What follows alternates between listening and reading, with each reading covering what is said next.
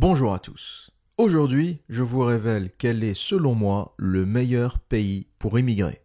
Mais avant d'aller plus loin, je souhaitais parler de l'immigration d'une façon générale. J'ai l'impression que beaucoup de gens prennent l'immigration à la légère, beaucoup de gens fantasment d'autres pays en pensant que l'herbe est plus verte de l'autre côté.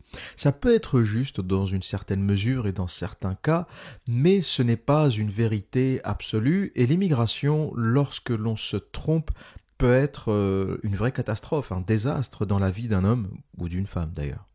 Parce que lorsque tu immigres dans un autre pays en fantasmant une réalité, si tu t'es trompé, ce que tu peux perdre, eh bien, c'est la chose la plus précieuse au monde. Tu peux perdre du temps.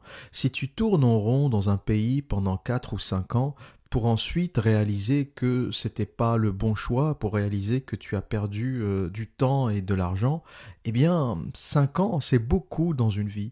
Et à la limite, perdre de l'argent, c'est pas trop grave, tu peux toujours te refaire, tu pourras toujours te refaire, réinvestir, trouver un autre boulot, récupérer ta maison, acheter un autre appart. Dans le pire des cas, tu pourras peut-être hériter d'une vieille tante, de tes parents. L'argent, c'est vraiment le truc, si tu veux vraiment, c'est le truc le plus facile à récupérer. Mais ce que tu ne peux pas récupérer, c'est le temps. C'est le temps. Et même les milliards, des milliards ne pourront pas te permettre d'acheter ne serait-ce qu'une seule seconde. Et c'est ça que tous les milliardaires du monde savent d'ailleurs. Ils seraient tous prêts à échanger leurs milliards contre 15 jours, un mois, une année de vie supplémentaire. Et je me suis fait la réflexion assez récemment quand j'ai vu Bill Gates s'agiter frénétiquement pour cette question de vaccin. Le mec veut vacciner la Terre entière. Et je me dis, d'un point de vue psychologique, si on devait faire la psychanalyse de Bill Gates, si on devait l'allonger sur un divan et lui dire « Qu'est-ce qui se passe, ma poule? Qu'est-ce qui t'arrive? C'est quoi ton délire? C'est quoi ton problème ?» Eh bien, quelque part, je pense que c'est peut-être la peur de la mort, cette idée vers la médecine, vers la vaccination, vers... Je me dis, le mec, il réalise, vers la fin de sa vie, il commence à être âgé maintenant, il se dit, tous les milliards de Microsoft, 100 milliards, 110, 150, en fonction des stocks, en fonction des années, eh bien, ça ne l'empêchera pas de se rapprocher de la mort chaque jour. Si tu veux, la mort, c'est un peu le point d'égalité entre nous tous.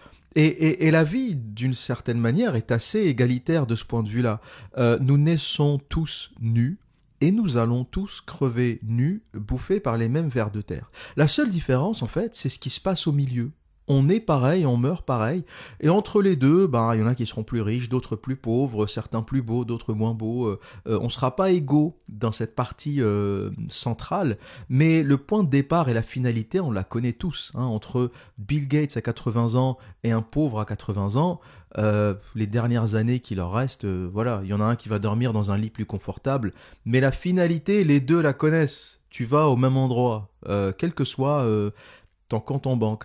Et tu dis que ces gens extrêmement riches, vers la fin de leur vie, ont peut-être cette inquiétude de partir parce que la vie est tellement généreuse avec eux que tu as envie de continuer indéfiniment, tu n'as pas envie de partir, la vie a été géniale pour toi.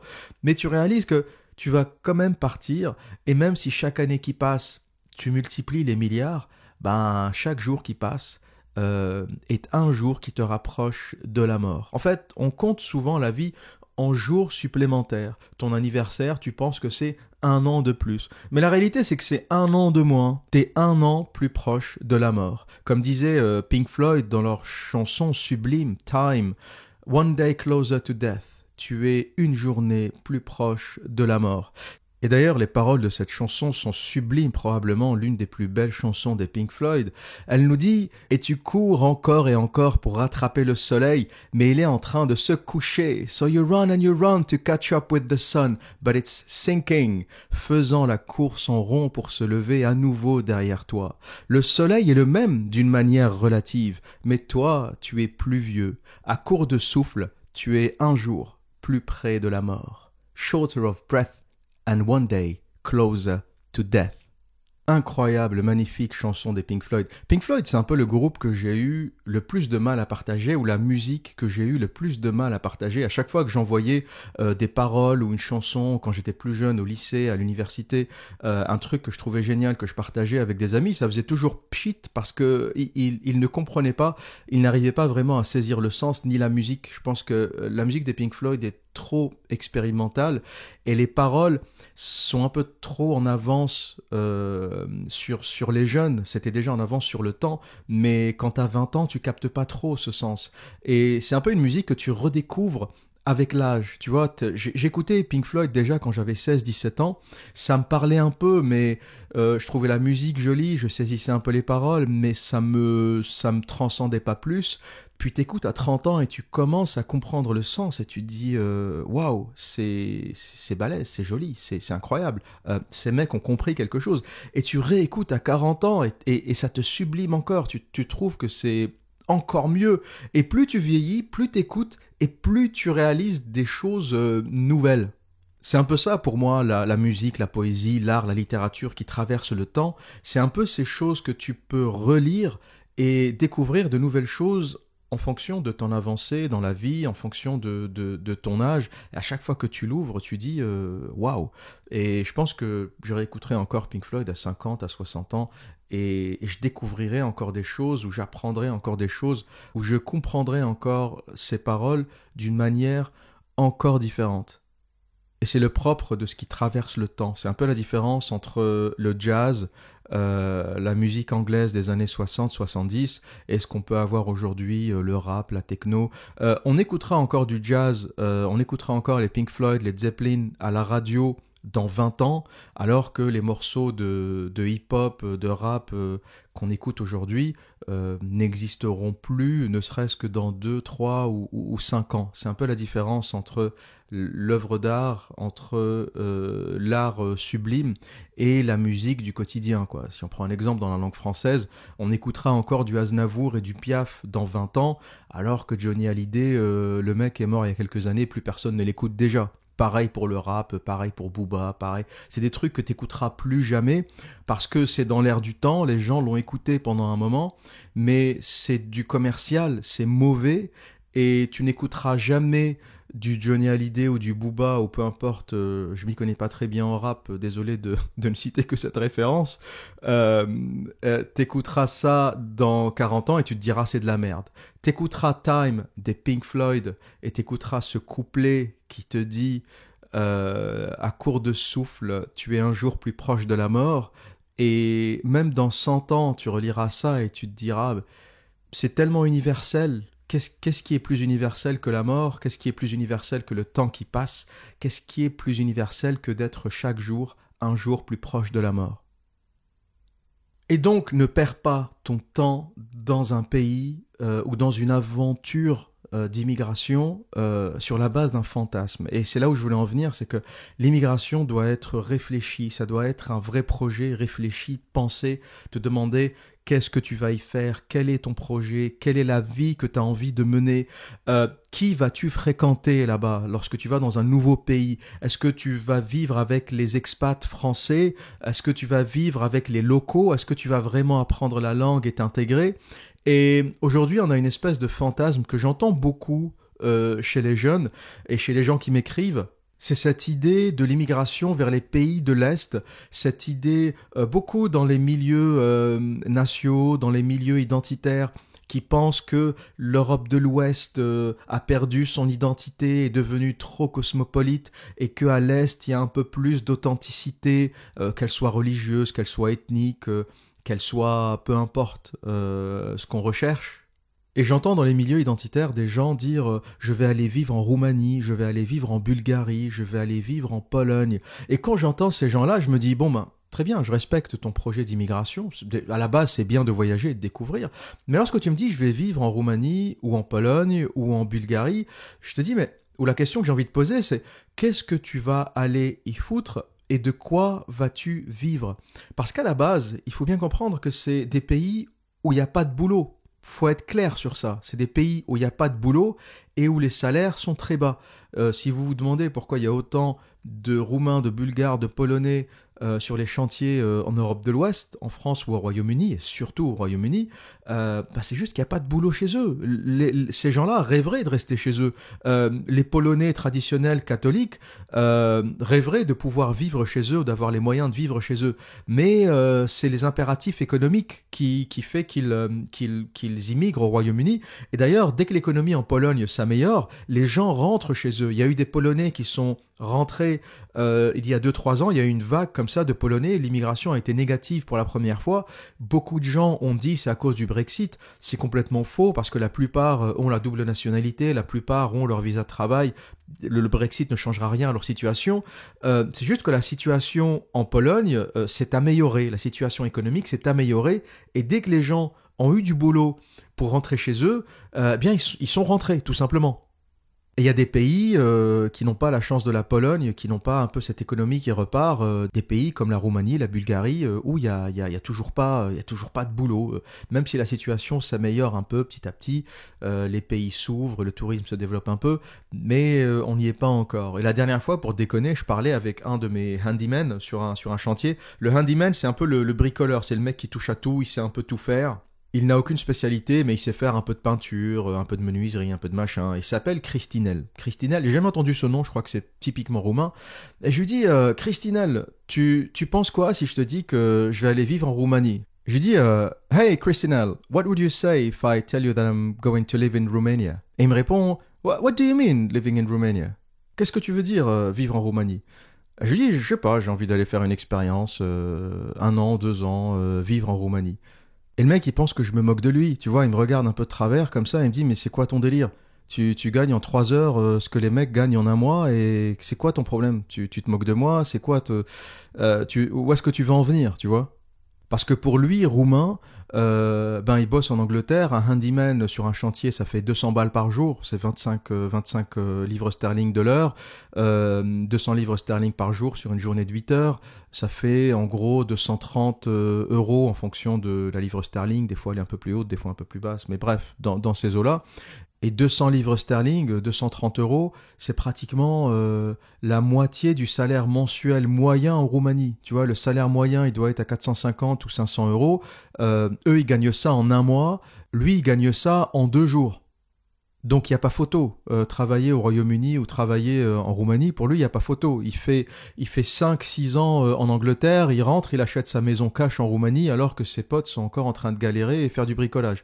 Donc lorsqu'il entend un Européen de l'Ouest lui dire « je vais aller immigrer en Roumanie », surtout quelqu'un qui gagne bien sa vie, il se dit au mieux il se moque de moi, ou au mieux c'est une blague que j'ai pas compris, ou alors il se dit il a de mauvaises intentions. Hein, il y a des trafics, des choses qui se passent en Roumanie que je peux pas développer parce qu'on est sur YouTube, et il va penser à ça. Et donc, à tous les jeunes qui m'écoutent, ceux qui risquent de se faire endoctriner par ces gens qui leur disent venez en Roumanie, c'est génial, ou venez vivre en Bulgarie ou en Pologne, c'est super, c'est la tradition, c'est machin. Alors, certainement, c'est des pays plus traditionnels que ce qu'on a en Europe de l'Ouest, c'est des pays moins cosmopolites parce qu'il y a moins d'immigration. Mais pourquoi il y a moins d'immigration? Parce qu'il n'y a pas de boulot. L'immigré, à la base, il n'est pas con. Un immigré, quand il immigre en France, en Angleterre, en Allemagne, c'est simplement parce qu'il y a du boulot. C'est pas des gens... c'est pour ça que quand j'entends parler de cette théorie du grand remplacement, on imagine qu'il y aurait comme ça une volonté des peuples du Sud de remplacer les peuples du Nord.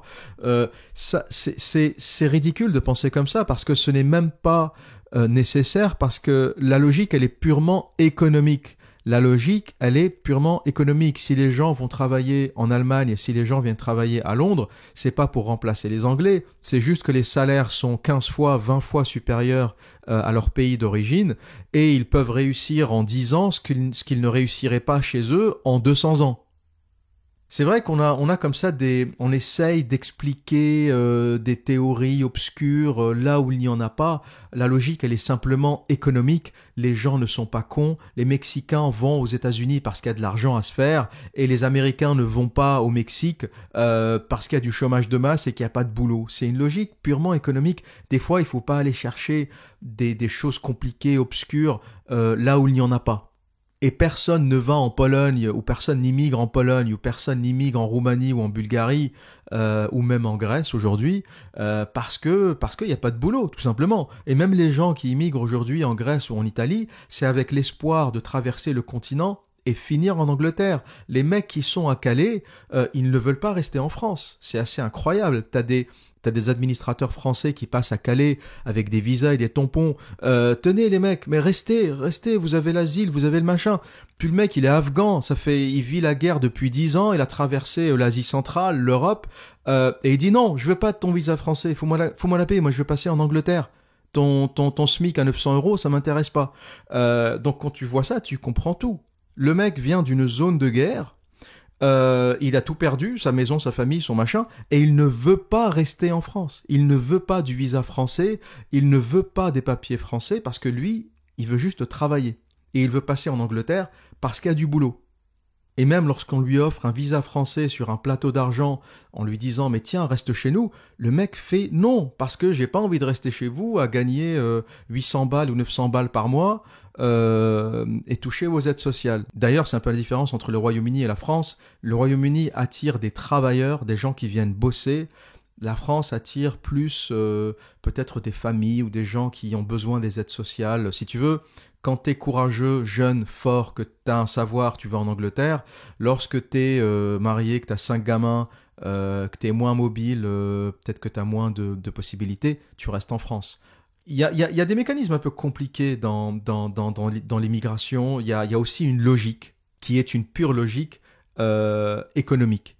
Et pour tous ceux qui disent que les immigrés veulent venir en France parce que c'est génial, ils veulent nous envahir, ben allez à Calais, posez quelques questions aux gens qui sont à Calais et ils vous diront ben non, on veut pas rester en France. C'est ça que vous avez pas compris. Nous on est là parce qu'on veut aller en Angleterre. Parce qu'il y a du bouche à oreille, parce que les gens se parlent, parce que les gens comprennent et ils commencent à se dire que la France, il n'y a plus de boulot. Arrêtez d'y aller les mecs, il n'y a pas de boulot. Si vous m'écoutez, si vous êtes d'Afrique francophone, si vous êtes du Maghreb, si vous m'écoutez, il n'y a plus de boulot en France. Arrêtez d'y aller, vous allez finir esclave, exploité au mieux à 900 balles par mois et au bout de 20 ans, ni toi ni tes enfants n'auront quelque chance que ce soit. Tu peux passer ta vie entière en France, tu seras esclave, tes enfants seront des esclaves et les enfants de tes enfants seront aussi des esclaves. Va dans un pays, si tu veux vraiment émigrer, va dans un pays où il n'y a pas de plafond de verre, où l'ascenseur social existe et où tes gamins auront peut-être la chance de faire quelque chose ou de devenir quelque chose. On va dire que la première génération d'immigrés, c'est toujours la génération sacrifiée. Quand tu y vas, en général, c'est surtout pour garantir un avenir à ta descendance. La plupart des premières générations, ils vont sacrifier leur vie, travaillent en espérant que leurs gamins auront plus de chances que dans leur pays d'origine. Et c'est la même logique pour tout le monde, quelle que soit l'immigration, qu'elle soit européenne, qu'elle soit africaine, qu'elle soit nord-africaine, qu'elle soit asiatique. Le but, c'est un peu ça. Tu sais que c'est un sacrifice d'immigrer. Tu sais que toi, tu ne parles pas la langue du pays, que tu vas galérer, que tu n'auras pas vraiment de cercle social parce que quand tu es la première génération d'immigrés, forcément, tu ne parles pas la langue, c'est difficile de t'intégrer. C'est un sacrifice. Mais tu te dis, tes gamins qui vont naître dans ce pays, qui vont parler la langue, qui vont connaître les codes, eux auront la chance que toi, tu n'as pas eu.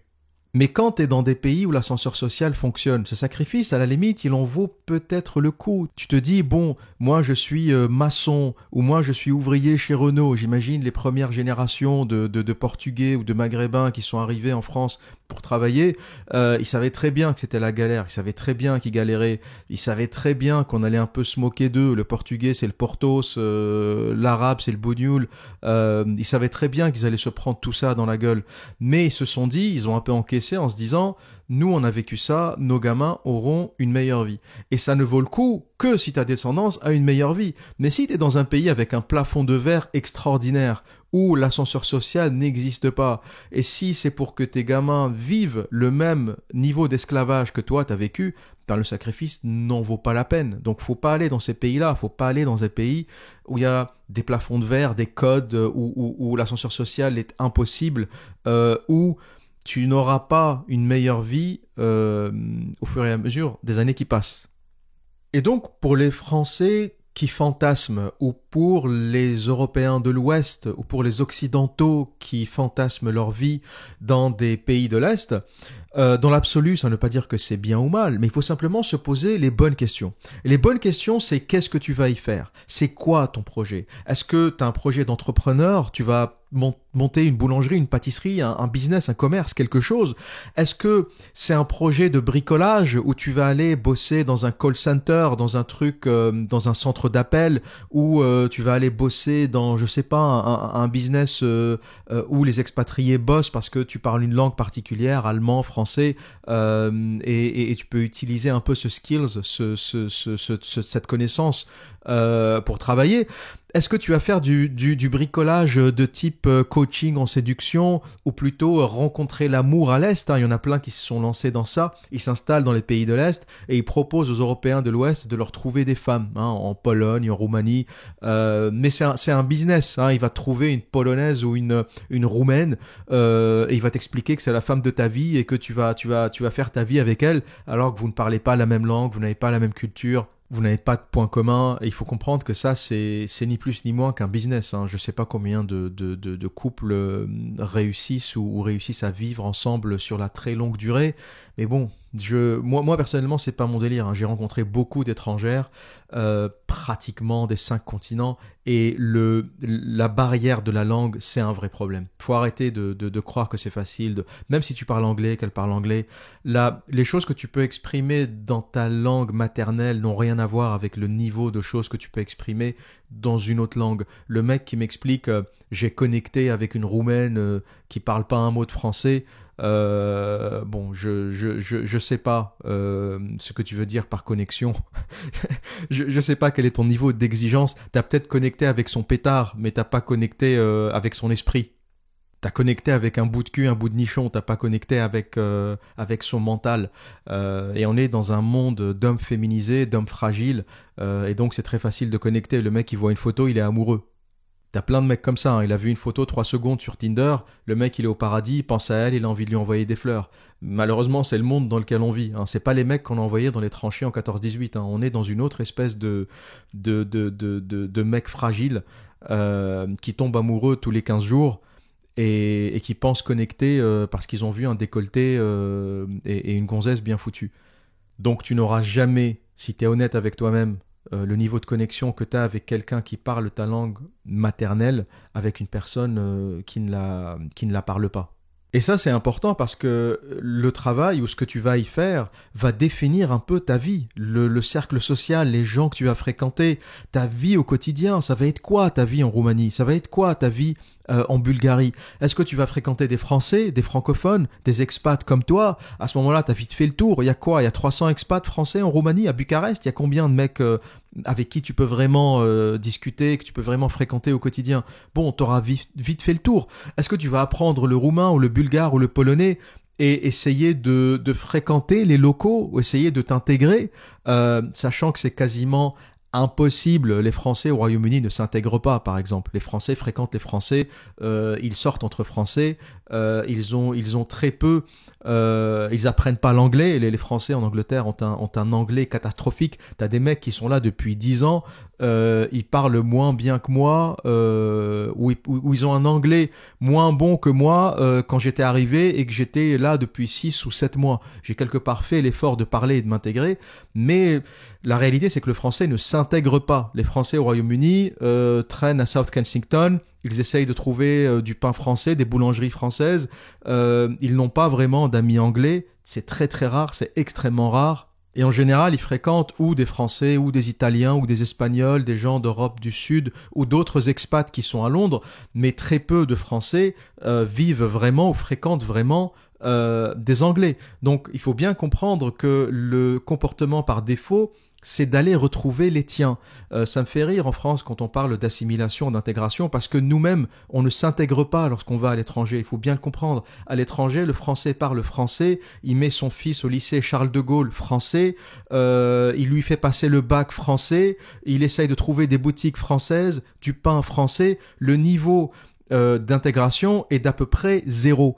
Donc j'aimerais bien que ceux qui parlent d'intégration et d'assimilation en France et qui critiquent ou qui font la critique des étrangers qui ne veulent pas s'assimiler, j'aimerais bien qu'on analyse les Français qui vivent en Angleterre, en Amérique ou en Asie, et qu'on voit un peu quel est leur degré d'assimilation et d'intégration. C'est à peu près le degré zéro. Pas que les Français, les expats en général, c'est le degré zéro de l'assimilation et de l'intégration. Pourquoi ? Parce que l'assimilation, c'est un mythe français qui n'existe pas. Ça ne marche pas. Personne ne veut s'assimiler. Personne ne veut perdre sa culture d'origine pour s'intégrer à une autre culture. C'est un mensonge, c'est une théorie, c'est quelqu'un qui a écrit ça sur un carnet et qui nous explique que c'est possible. Quelqu'un peut arriver dans un pays, perdre sa langue, perdre sa culture, changer sa casquette et devenir, on met un Français 5 ans à New York, ça devient un Américain avec la casquette Yankees, le t-shirt Chicago Bulls. Ça marche pas comme ça. Ça marche pas comme ça. Les gens ne s'intègrent pas. Au contraire, quand ils sont loin de chez eux, ils recherchent les réflexes, ils recherchent ce qui leur rappelle leur culture d'origine. Donc, ils recherchent les gens qui parlent leur langue, qui ont les mêmes codes qu'eux, parce que lorsque tu es à l'étranger, t'as peur, t'es loin de chez toi, t'as pas tes repères, t'as pas tes codes, et quelque part, trouver quelqu'un qui parle ta langue, trouver quelqu'un de la même culture, ça te rassure, ça te donne le sentiment d'être un peu moins seul dans le monde. Chose que les anglo-saxons ont compris. Les anglo-saxons sont communautaristes parce qu'ils ont compris bien avant nous que tu ne fais pas d'un Chinois un Britannique, tu ne fais pas d'un Indien un Britannique, tu ne fais pas d'un Arabe un Britannique, tu ne fais pas d'un Français un Britannique. Ils sont complètement décomplexés par rapport à ça, ils sont communautaires, ils pensent que chacun doit rester et évoluer dans sa communauté parce que l'intégration est tout simplement et techniquement impossible. Et donc, lorsque tu immigres, n'immigre pas sur un fantasme d'Europe de l'Est, immigre sur un projet. Ça ne veut pas dire que c'est pas bien ou que c'est pas possible d'immigrer en Europe de l'Est, mais si tu vas en Pologne, en Roumanie, en Bulgarie, en Russie, en Ukraine, et un vrai projet. Si t'es pâtissier, essaye de trouver la façon de monter ta propre pâtisserie, ta boulangerie, ton restaurant, quelque chose qui fera que tu vivras de ça, que tu pourras t'intégrer à la communauté, que tu pourras rencontrer des gens, que tu pourras avoir une vraie vie. Et ne tombe pas dans le fantasme des pseudo-identitaires ou des pseudo-nationalistes qui te racontent que c'est génial, tout le monde sera comme toi, y a pas d'immigration, c'est pas cosmopolite, on sera entre Européens. Je te garantis que quand tu iras vraiment en Europe de l'Est, tu comprendras que le Slave n'est pas un Européen de l'Ouest, ce n'est pas un Français. Si tu penses que le blanc de l'Ouest et le blanc de l'Est sont pareils, tu vas tomber de très très haut. Si tu penses que le Polonais est un Français, tu vas tomber de très très haut. C'est pas parce que t'as la même couleur de peau ou parce que t'es du même continent ou t'as à peu près la même religion que ça va marcher. Je rappelle que les Polonais, du point de vue géopolitique, sont complètement ou d'une façon générale alignés sur la position américaine qui est opposée à la position française. Et qu'à chaque fois que la France demande quelque chose à la Pologne, la Pologne répond « allez vous faire enculer ». Quand Macron a essayé de négocier avec la ministre polonaise la question des travailleurs détachés, elle a répondu « la France est un pays européen comme les autres. La France n'a pas à nous donner de leçons ».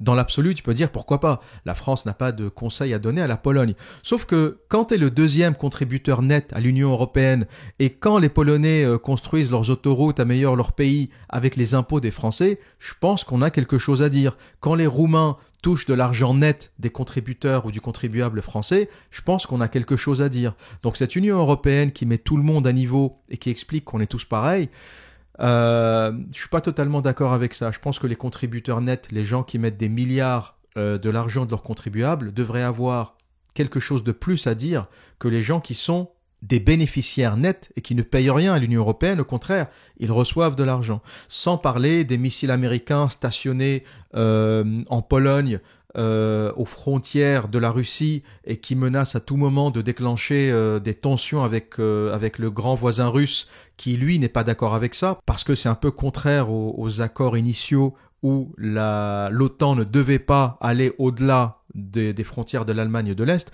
Mais ça, c'est encore un vaste sujet. Mais la Pologne et la France ne sont pas géopolitiquement alignés sur les mêmes intérêts.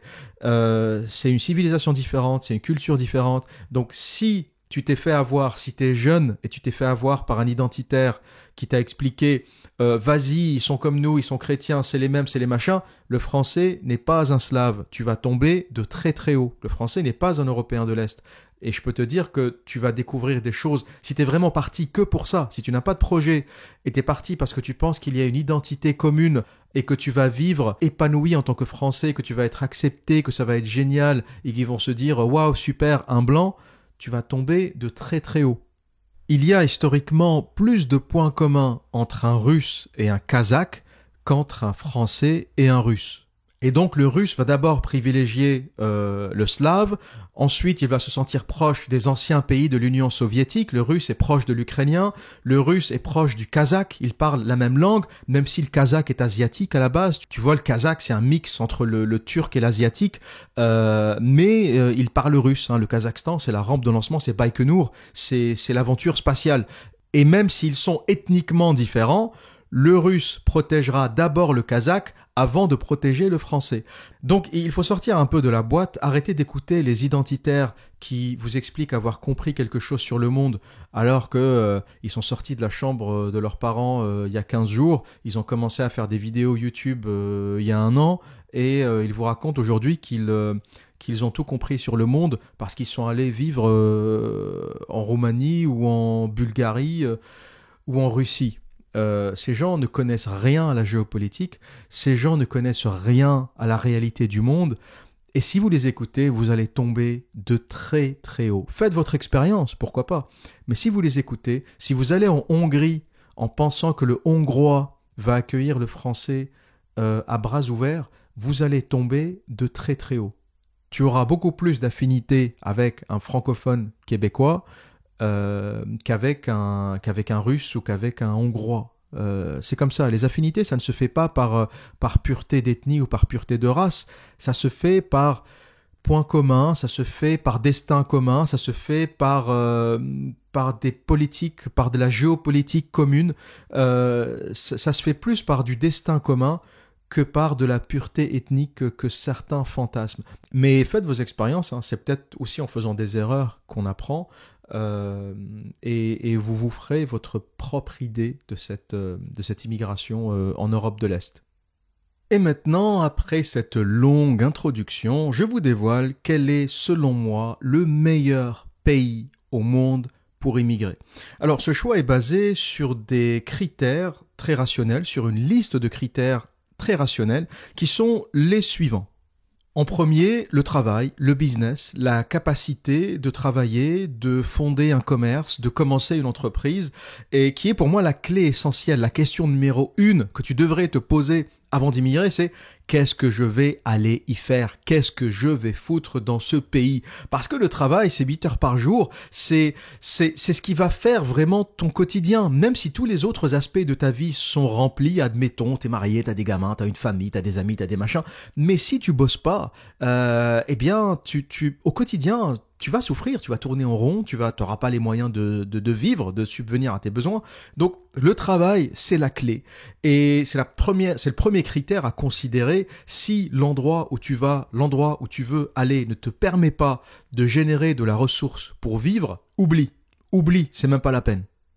2, l'intégration et la capacité à t'intégrer. Et lorsque je dis intégration, ce n'est pas forcément oublier ton identité ou transformer ton identité ou devenir quelqu'un d'autre, mais c'est simplement la capacité à former un cercle social, à communiquer avec les habitants de ce nouveau pays. Et la question à se poser, c'est quelle sera ma vie dans ce nouveau pays? Est-ce que je vais fréquenter que des expats? Est-ce que dans ce nouveau pays, je serai tellement déconnecté que finalement je ne vais parler qu'au français, ou est-ce que c'est un pays avec une culture suffisamment ouverte où je pourrais éventuellement parler aux locaux, apprendre leur langue, communiquer avec eux? Un pays comme la Hongrie par exemple, même si c'est un pays magnifique avec plein de potentiel, le hongrois est l'une des langues les plus difficiles à apprendre au monde.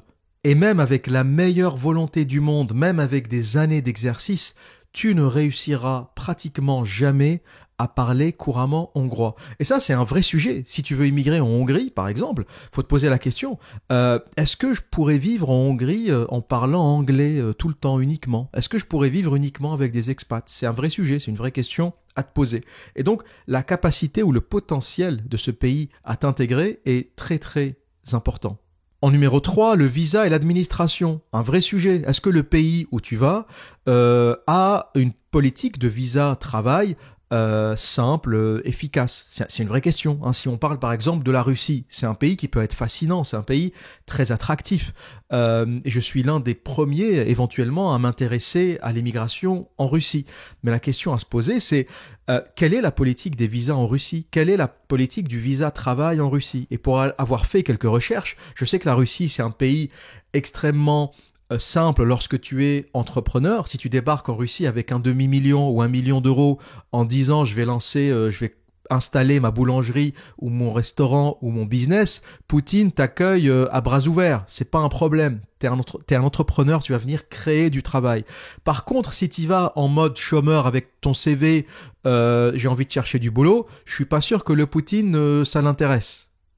Et donc, c'est la question fondamentale à te poser lorsque tu veux aller dans ce nouveau pays. Pose-toi la question des visas travail. Est-ce qu'ils donnent des visas aux travailleurs salariés? Est-ce qu'ils privilégient les entrepreneurs? Et si tu vas dans un pays comme la Russie, mais que tu n'as pas spécialement d'argent, tu n'as pas spécialement la volonté d'entreprendre et que tu y vas en mode salarié avec un CV, je pense que le visa, ça va être très très compliqué en Russie, à moins que tu sois marié avec une Russe, mais ça c'est un autre sujet. Mais si tu y vas en mode un peu à l'australienne, visa travail, tu débarques sans rien du tout, mais tu as quand même le potentiel d'avoir un visa, la Russie c'est pas l'Australie, c'est pas un pays avec une histoire et une culture d'immigration. Donc pose-toi cette question essentielle, si le pays où tu vas a une politique de visa travail, a une administration qui est visa-friendly, entre guillemets, une administration qui a l'habitude de donner des visas travail.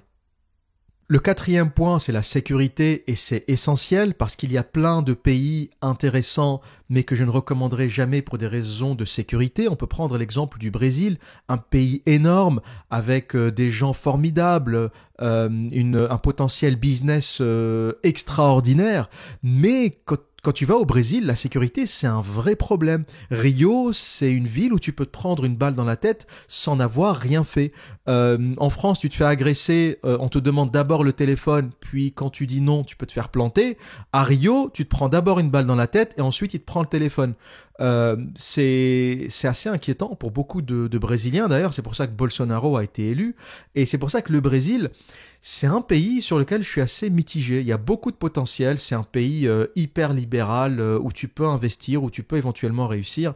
Mais pose-toi la question de est-ce que tu as envie de rouler dans une voiture blindée? Parce que c'est assez courant. Des Brésiliens normaux ont des voitures blindées pour éviter de se prendre une balle. Est-ce que tu as envie de rentrer le soir la peur au ventre? Est-ce que c'est des vraies questions, ça? Est-ce que tu veux vivre dans ce type d'environnement? Donc la sécurité, c'est un point essentiel et une question essentielle à te poser avant d'aller dans un nouveau pays. Et en dernier critère, la qualité de vie. La qualité de vie, est-ce que les villes sont polluées? Quels sont les paysages? Est-ce que tu peux aller faire des randonnées? Est-ce que tu peux te balader? Quel est le work-life balance, l'équilibre entre le travail et la vie au quotidien? Tu vois, par exemple, les États-Unis, c'est un pays où l'équilibre travail loisir est complètement éclaté. Tu vois, les Américains ont 2 semaines de vacances par an. Donc, est-ce que tu as envie d'être salarié dans un pays comme ça? Et tout le reste que tu prends, c'est à tes frais, quoi. Ton patron ne te paye pas. Si tu veux prendre 4 semaines de vacances, il y a 2 semaines où c'est toi qui vas les payer de ta poche. Donc, la qualité de vie, même si par exemple New York est une ville magnifique, quand tu es salarié, la qualité de vie entre travail, vacances, repos, détente, c'est une vraie question à te poser. Si tu es un acharné du boulot, si tu es un workaholic, si tu travailles comme un fou et que ça te dérange pas, New York, c'est pour toi. Mais sinon, si tu es quelqu'un qui aime sa qualité de vie, qui aime pouvoir se poser, avoir des vacances, qui apprécie autant son temps de travail que son temps de repos, les États-Unis, ça va un peu te traumatiser dans ce sens-là. Et donc, le pays par excellence, en fonction de ces critères, qui est pour moi le pays d'immigration numéro 1, c'est la Nouvelle-Zélande. New Zealand. Et pourquoi la Nouvelle-Zélande est selon moi le meilleur pays au monde? Le premier critère, c'est que la Nouvelle-Zélande n'est pas un pays très peuplé. Imaginez que ça fait la taille du Royaume-Uni, mais avec pratiquement 12 fois moins d'habitants. Imaginez que la Nouvelle-Zélande, c'est aussi une île, comme le Royaume-Uni, à peu près la même surface, mais ils ne sont que 5 millions d'habitants contre 67 au Royaume-Uni. Donc le pays est même sous-peuplé, il n'y a pas de densité. Les Néo-Zélandais en rigolent même en disant qu'ils ont plus de moutons que d'habitants. Il y a 30 millions de moutons pour 5 millions d'habitants. Donc la Nouvelle-Zélande, c'est un pays où on respire, c'est un pays où on peut prendre la route et rouler pendant des heures sans ne voir personne. C'est un énorme pays, magnifique, avec très très très peu d'habitants. Il est même sous-peuplé par rapport à beaucoup de pays développés dans le monde. Le critère numéro 2 est que la Nouvelle-Zélande est un pays magnifique. La Nouvelle-Zélande, c'est peut-être ou probablement l'un des pays les plus beaux au monde. Si vous voulez avoir une idée, Le Seigneur des Anneaux, le film, a intégralement été tourné en Nouvelle-Zélande. Là où vous voyez ces paysages magnifiques, ces prairies verdoyantes, ce vert éclatant, on a presque l'impression que des fois c'est des images de synthèse tellement c'est beau, mais c'est la réalité. Et c'est aussi un pays au paysage très divers. Contrairement à l'Australie qui est assez aride, qui a ses incendies à répétition tous les ans, c'est un pays très chaud. La Nouvelle-Zélande est plus au sud, on est vers l'Antarctique, et donc il y a au sud des glaciers, au centre de grandes prairies, il y a des montagnes. Ça ressemble beaucoup à la France finalement, c'est un pays, et ils ont un très bon vin au passage, et c'est un pays qui a la mer, la montagne, des plaines, des prairies, des collines, des paysages magnifiques, et en plus des volcans. Et la diversité des paysages en Nouvelle-Zélande est incroyable. Si je devais le comparer à l'Australie est un pays beaucoup trop chaud à mon goût et beaucoup trop aride, contrairement à la Nouvelle-Zélande qui est un pays très arrosé, où il pleut beaucoup, un pays qui est très vert, avec une terre très généreuse. C'est pour ça qu'il y a beaucoup de fermes, beaucoup d'agriculteurs aussi. C'est un pays où la terre est très riche. Et pour les mêmes raisons, c'est un pays qui peut vivre totalement en autarcie. Si on cumule les deux premiers points, densité de population très faible, terre agricole à profusion, des moutons, du bétail à profusion, eh bien, si l'ensemble du monde s'effondre, s'il y a des survivalistes qui m'écoutent, et je sais qu'il y en a, eh bien, la Nouvelle-Zélande, quelque part, peut vivre en autarcie. C'est un pays qui peut se fermer complètement et vivre de sa production parce qu'ils ont énormément de terre, énormément de têtes de bétail pour nourrir 5 millions d'habitants au final, pour nourrir moins d'habitants que la ville de Paris à elle seule. Tout le pays est moins peuplé ou 2 fois moins peuplé que l'Île-de-France, pour vous donner une idée. Et par rapport à la nature, le seul point négatif de la Nouvelle-Zélande, et c'est bien le seul, c'est que c'est une terre sismique. Ça, si t'as la phobie des tremblements de terre, si t'as peur des volcans, la Nouvelle-Zélande, c'est pas pour toi. Parce que de temps en temps, il y aura une petite secousse, ça va un peu bouger. Alors si tu as une ferme, si tu as une maison en bois, tu seras moins concerné parce que les structures bois, les structures sèches sont un peu plus flexibles, elles auront tendance à moins s'écrouler que les grandes structures en béton qui peuvent casser, qui peuvent rompre. Mais c'est une vraie question. Si tu travailles dans une grande ville, dans un gratte-ciel, et que tu as la phobie ou la peur des tremblements de terre, la Nouvelle-Zélande est une terre sismique. C'est le seul point négatif, mais à savoir et à connaître. Il y a des volcans, il peut y avoir des éruptions volcaniques, comme on peut le voir aussi en Islande. Mais bon, après c'est la vie. Le risque zéro n'existe pas. Mais si tu as la phobie du tremblement de terre, si ça te fait peur au point de ne plus pouvoir bouger, prends ça en considération. Autre point, la sécurité. La Nouvelle-Zélande est un pays très très sûr à plusieurs échelles. À l'échelle géopolitique, de par sa géographie, c'est un pays qui est un peu excentré, même très excentré, même le plus excentré au monde. Il est loin de tous les conflits, de toutes les guerres. Si on imagine une guerre nucléaire entre la Chine et les États-Unis, ou entre la Russie et les États-Unis, la Nouvelle-Zélande est très loin des échanges de missiles. C'est un territoire complètement isolé qui ne sera pas concerné par cette guerre, même si c'est peu probable. L'avantage de l'escalade nucléaire, c'est qu'aujourd'hui, on sait que le premier qui appuie sur le bouton fait exploser toute la planète. La seule différence avec les guerres précédentes, Première, Deuxième Guerre mondiale, et la raison pour laquelle il n'y aura probablement pas de Troisième Guerre mondiale, c'est que la Troisième Guerre mondiale sera la dernière. La Troisième Guerre mondiale, si elle existe, sera une guerre nucléaire qui transformera la Terre en boule de feu radioactive. Et donc personne n'a intérêt à ça, parce que le but de la guerre, c'est de la gagner. Et la troisième, personne ne la gagnera. La troisième, c'est simplement la fin de l'humanité. Donc finalement, l'inconvénient du nucléaire, c'est aussi sa qualité. Sa dangerosité fait que personne n'a envie de vraiment l'utiliser à grande échelle. Et donc il est peu probable qu'on assiste à une guerre thermonucléaire, à moins d'un accident, parce que on sait tous pertinemment que le premier qui appuie sur le bouton fait péter la planète. Et qu'il n'y aura pas de vainqueur pour applaudir ou pour dire j'ai gagné, tout simplement.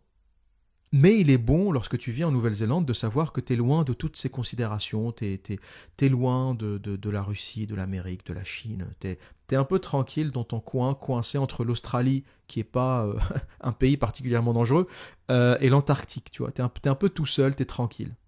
Et donc en Nouvelle-Zélande, même si le reste du monde s'effondre, on peut imaginer des fermiers cultiver leurs terres tranquilles. Il n'y a pas de surpopulation, donc les gens ne vont pas s'entretuer. Il y a assez de moutons pour donner à bouffer à tout le monde pendant des années. Il y a pas, c'est la surpopulation qui crée le danger. Hein. Lorsqu'on regarde ce qui crée le danger dans les villes hyper denses, ce qui fait que les villes s'effondrent lorsqu'il y a une coupure d'électricité, lorsque la chaîne logistique est interrompue, les magasins se vident, etc. C'est la densité, il y a trop de monde. Mais quand tu n'as pas ce niveau de densité, le danger n'existe pas. Les fermiers pourront faire du troc entre eux, pourront vivre en petite communauté sans avoir besoin d'une logistique extraordinaire. 5 millions, c'est rien. C'est à peine un peu plus que le Paris intramuros réparti sur un territoire aussi grand que le Royaume-Uni. Et à l'échelle locale ou à l'échelle du pays, la Nouvelle-Zélande n'est pas un pays dangereux. C'est un pays assez paisible. Il ne se passe pas grand-chose à part quelques faits divers, mais bon, ça il y en a partout. Et au point de vue de l'immigration aussi, la Nouvelle-Zélande est assez apaisée, même si on a eu aussi des faits divers. Tu auras toujours un fou qui va rentrer dans une mosquée, tirer sur des gens. Tu auras toujours un fou qui va rentrer dans une église, dans une synagogue. Tu peux pas contrôler ce genre de choses. Y a beaucoup de gens qui vont m'écrire en me disant « Ah ouais, tu dis que la Nouvelle-Zélande, c'est un pays sûr, mais il y a eu cet incident dans une mosquée, je crois, c'est passé il y a quelque temps. C'est quelqu'un qui est rentré, qui a tiré sur des gens. » Mais si tu juges un pays sur un fait divers, bon, tu dors plus de la nuit parce que les faits divers, il y en a plein, il y en a partout. Et si vraiment tu bases ta vie sur les faits divers, je peux te garantir que tu vas pas dormir de la nuit, hein, parce qu'au moment où je te parle, il se passe des choses. Au moment où je te parle, quelqu'un est en train de se faire agresser. Au moment où je te parle, quelqu'un est en train de commettre une connerie. C'est la vie, c'est comme ça, c'est les hommes.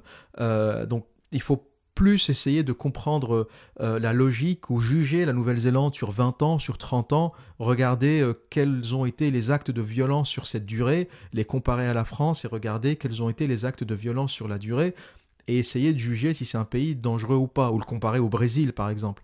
Mais si tu prends un fait divers, tu en fais une généralité pour dire que la Nouvelle-Zélande est un pays dangereux, bon bah à ce moment-là, la France t'y met même pas les pieds quoi. Si tu considères que la Nouvelle-Zélande c'est une zone à éviter, ben France, Brésil, même Royaume-Uni, je te parle même pas des États-Unis où il y a des fusillades pratiquement tous les jours. C'est pas très raisonnable de prendre des faits divers pour établir une règle générale. Donc je maintiens, la Nouvelle-Zélande est un pays extrêmement sûr. Et au niveau de son immigration, la Nouvelle-Zélande est aussi un pays très apaisé. Lorsqu'on voit comment se comportent les Néo-Zélandais blancs avec les Maoris, on n'a pas le niveau de tension qu'on peut avoir en Australie avec les aborigènes, par exemple. Tu regardes l'équipe de Nouvelle-Zélande, les All Blacks, il y a des Maoris, il y a des blancs, il y a des Afro-Néo-Zélandais, c'est à l'image du pays et c'est assez apaisé. Dans l'équipe de rugby australienne, il n'y a pas d'aborigènes. Il n'y a pas d'aborigènes. Tu sais pas ce qu'ils sont devenus d'ailleurs. En Nouvelle-Zélande, les locaux, enfin les habitants, les indigènes, les habitants authentiques, sont toujours là. Ils n'ont pas fini alcoolisés, drogués, emprisonnés ou mis dans des camps comme a pu le faire l'Australie. Ils ont réussi quelque part à apaiser leur rapport aux populations locales et il y a beaucoup moins de tensions entre les Néo-Zélandais, voire pas du tout, entre les Néo-Zélandais blancs et les Maoris. Du moins, c'est la vision que j'en ai. N'hésitez pas à me faire la contradiction si vous vivez en Nouvelle-Zélande et que vous pensez que c'est le contraire. Je serais heureux d'avoir votre avis. Mais tel que je le vois de l'extérieur, tel que je peux le lire ou le constater, je n'ai pas de retour sur une histoire tendue, une histoire contemporaine, présente, tendue, entre les Maoris et les Néo-Zélandais, ou entre les Maoris et les WASP, les White Anglo-Saxon Protestants. comme je peux l'entendre ou le constater ou le voir même en Australie, où les aborigènes sont considérés comme des animaux de foire, quoi. Aujourd'hui, les aborigènes, où ils sont dans des réserves, où ils font la manche, où ils font des spectacles dans la rue, mais ils sont quasi inexistants dans la vie quotidienne, dans le sport, dans la vie politique. Et on ne sait pas ce qu'ils sont devenus. C'est vraiment devenu on les a vraiment traités comme des animaux de foire, chose qui est différente, à mon sens, en Nouvelle-Zélande. Autre élément, la Nouvelle-Zélande est un pays d'immigration. Donc, il existe des visas travail, il existe des visas business, il existe un visa à points qui vous donnera le droit à l'immigration en fonction de votre qualité, en fonction de votre compétence. Il existe des visas travail. Si tu veux aller en Nouvelle-Zélande, tu peux y aller. Et si tu as moins de 30 ans, tu peux avoir un visa travail, working holidays, où tu vas pendant 1 an travailler dans une ferme, tondre des moutons. Et j'ai toujours dit que la seule chose que je regrette dans la vie, il y a une chose que je regrette réellement, c'est de ne pas avoir fait 1 année de visa travail en Nouvelle-Zélande. Ça, c'est un regret qui va me suivre parce que la plupart d'entre nous, dès que tu as ton diplôme, tu cours tête baissée dans les études. Dès que tu as ton diplôme, tu vas faire des études, peu importe lesquelles, et tu te poses jamais 1 an comme ça pour te dire qu'est-ce que j'ai envie de faire de ma vie. Mais qu'est-ce que j'ai envie de faire de ma vie, tu vois, ne fonce pas tête baissée dans les études et pose-toi cette question. Et profite de cette année pour voyager, travailler, faire des expériences, travailler dans une menuiserie, travailler le bois, tondre des moutons, faire des travaux manuels. Et tu réaliseras peut-être que ta nature est manuelle. Tu réaliseras peut-être que tu as envie de travailler à l'extérieur. Tu réaliseras que le bureau, c'est un environnement qui te rend fou. Et au lieu de foncer tête baissée dans les études, tu auras au moins eu l'occasion d'expérimenter ça et tu te diras à la fin de cette année, finalement je ne suis pas un manuel, je suis très mauvais à ça et je suis un cérébral et je préfère bosser dans un bureau. Ou tu te diras finalement, moi si je ne vois pas la lumière du jour, sous la lumière d'un néon d'un bureau, je deviens fou. Et tu t'orienteras vers une carrière manuelle. On ne se pose pas ce genre de questions. Le diplôme, c'est devenu un peu le truc par défaut. Et il est essentiel de se poser cette question. Et si je devais m'envoyer un seul conseil, si je devais voyager dans le temps et m'envoyer à moi-même un seul conseil, un seul message, juste après mon bac, à mes 17 ans, c'est ne fonce pas tête baissée dans les études. Prends un visa travail, va en Nouvelle-Zélande. Pendant 1 an, explore le pays, travaille, teste des choses, bosse dans des restos, bosse dans des fermes, tond des moutons. Et au bout de cette année, décide ce que tu veux faire. Alors peut-être que je serais revenu et que j'aurais fait la même chose. Peut-être que ça n'aurait rien changé. Mais au moins, j'aurais eu l'opportunité dans ma vie de me dire, je me suis posé la question pendant 1 an. J'ai au moins eu l'intelligence de me poser la question de ce que je veux faire dans la vie. Et c'est important. Posez-vous cette satanée question. Posez-vous cette question, c'est important. Pose-toi cette question. Pose-toi sur un rocher face à la mer et dis-toi, qu'est-ce que j'ai envie de faire ? Tu le feras peut-être pas, mais tu auras le mérite de te poser la question. Et donc, la Nouvelle-Zélande est un pays où l'immigration est facile. Et ils ont d'ailleurs une liste de métiers, comme la plupart des pays anglo-saxons, qui sont très clairs sur leurs besoins en immigration, ils sont complètement transparents par rapport à ça, qui font que si vous faites partie de cette catégorie, vous aurez plus de points et vous aurez plus de facilité à avoir un visa travail. Plus le métier est demandé, plus les demandes en main-d'œuvre sont élevées et plus vous avez une chance d'obtenir ce visa. Donc en numéro 1, la construction, c'est le plus demandé, c'est là où il y a le plus de manque de main-d'œuvre.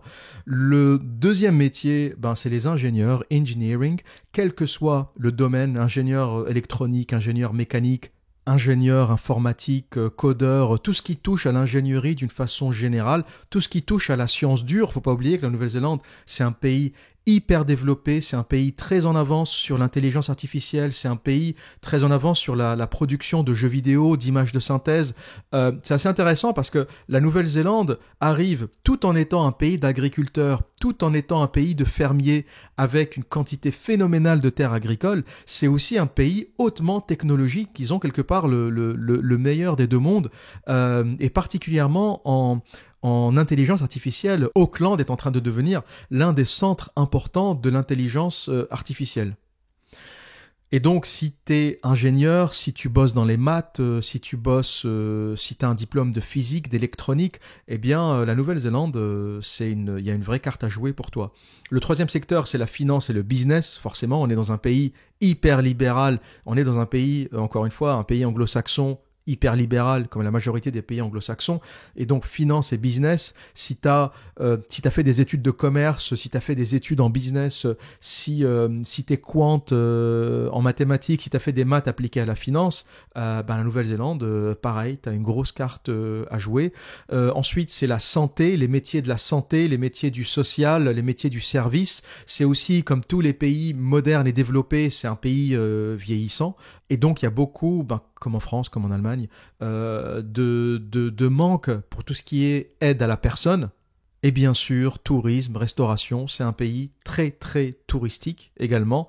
Et c'est intéressant de voir un peu le spectre des métiers demandés. C'est incroyable de se dire, mais c'est un pays où il y a de l'agriculture, c'est un pays où il y a de l'intelligence artificielle et de l'innovation, c'est un pays où il y a de la finance, c'est un pays où il y a aussi un système social et médical très développé, c'est un pays où il y a du tourisme.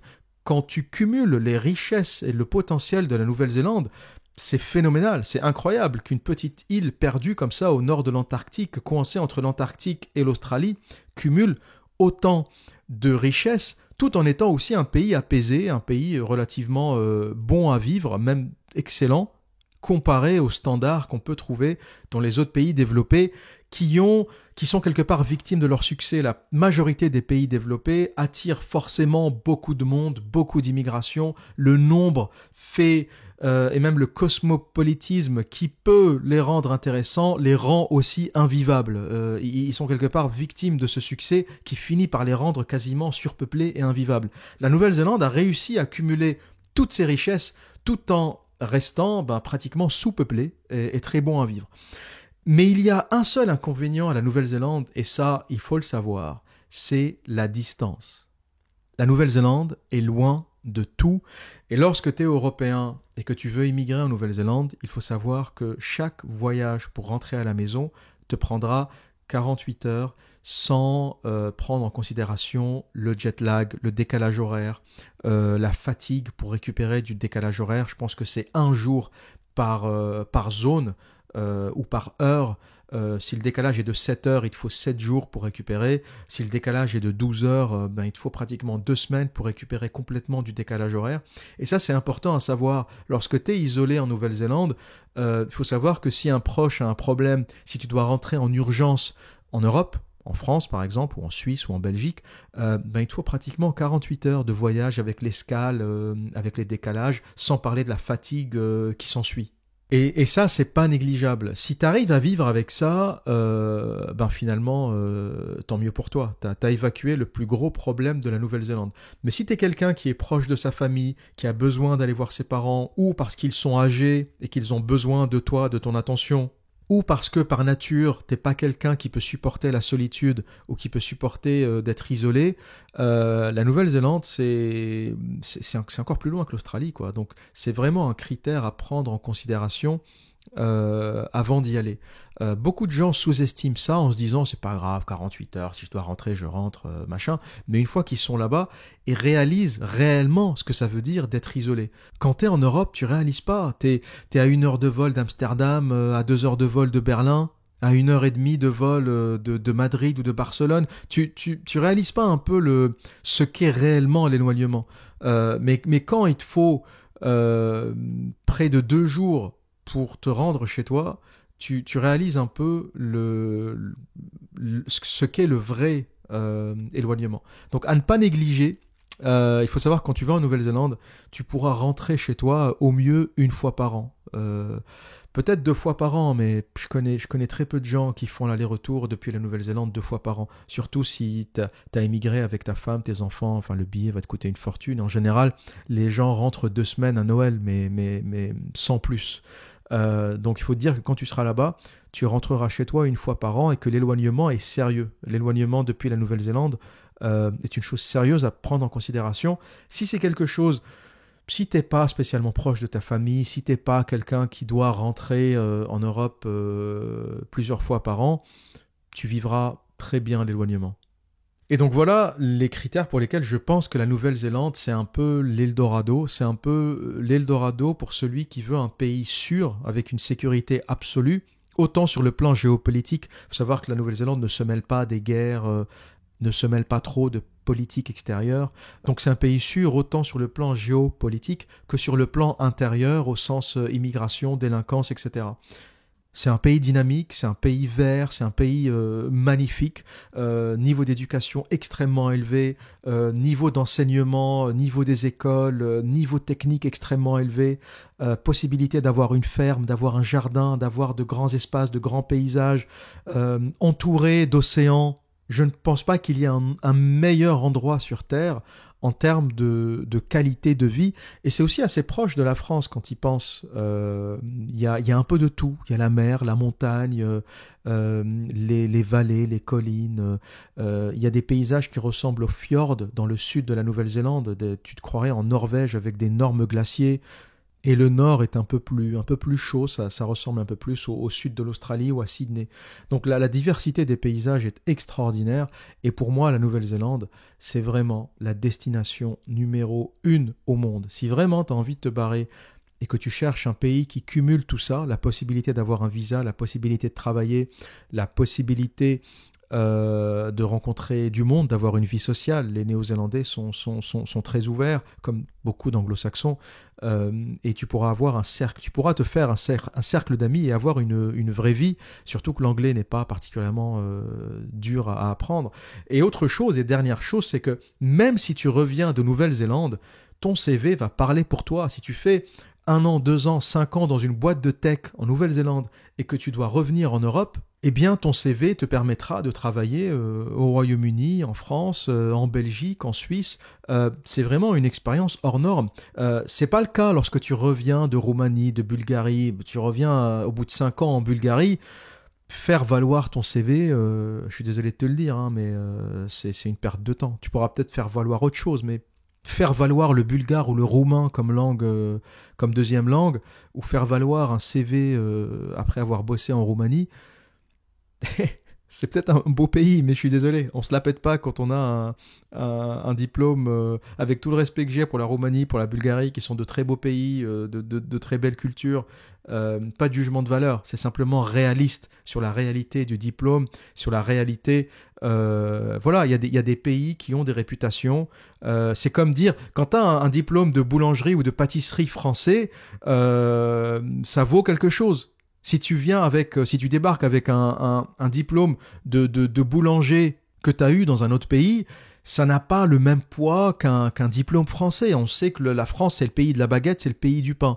Et la Nouvelle-Zélande, c'est pareil. Quand tu reviens avec une expérience ou un diplôme dans une université de tech, ou après avoir bossé 5 ans pour une entreprise de jeux vidéo en Nouvelle-Zélande, ton diplôme a un peu plus de poids que lorsque tu reviens d'un pays d'Europe de l'Est. C'est simplement la réalité. On n'est pas dans le jugement de valeur, on est simplement dans une pure réalité objective. Les nations ne se valent pas, les compétences ne se valent pas, les pays ne se valent pas en termes de savoir, de compétences, de technicité. Il y a des pays qui dépassent les autres, c'est la vie, c'est comme ça. Et la Nouvelle-Zélande fait partie de ces pays à la pointe de la recherche, à la pointe de l'innovation.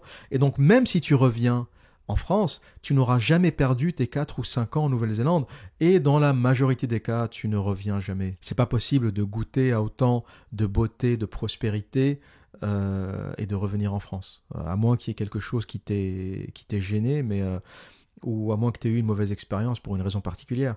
Mais quand tu as goûté à ça, tu ne peux plus revenir dans une ville de 10 millions d'habitants, dans un pays avec autant de problèmes, ou plutôt dans un continent avec autant de problèmes. C'est vrai que je dis beaucoup la France parce que j'ai un public français et francophone, mais ce que je dis s'applique à l'Italie, à l'Espagne, à la Grèce, à l'Allemagne, au Royaume-Uni.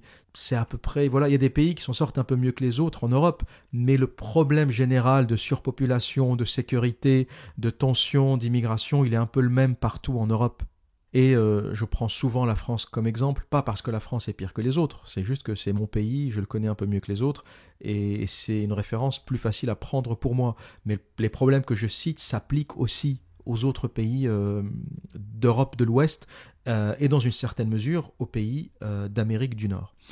Voilà pour aujourd'hui, j'espère que mon podcast ou j'espère que cet audio vous sera utile. Si vous vivez en Nouvelle-Zélande, je serais très intéressé d'avoir votre retour, le retour de quelqu'un qui a vécu, qui a tenté l'expérience, et je serais plus qu'heureux d'avoir la contradiction, si c'est le cas, ou avoir une affirmation de ce que je dis, mais votre commentaire sera le bienvenu. Et s'il est assez détaillé, assez précis, je l'épinglerai pour qu'il puisse être utile aux autres. Donc voilà, francophones de la Nouvelle-Zélande, Suisse, Français, Belge, Québécois, Afrique francophone, Maghreb. Si vous parlez français, que vous vivez en Nouvelle-Zélande, que vous écoutez cet audio et que vous avez quelque chose à raconter, mettez-le dans la description de cette vidéo. Je pense que ça intéressera beaucoup de monde, moi le premier. Voilà pour aujourd'hui. Et que dire d'autre ? Eh bien, comme à mon habitude, prenez soin de vous et à très bientôt.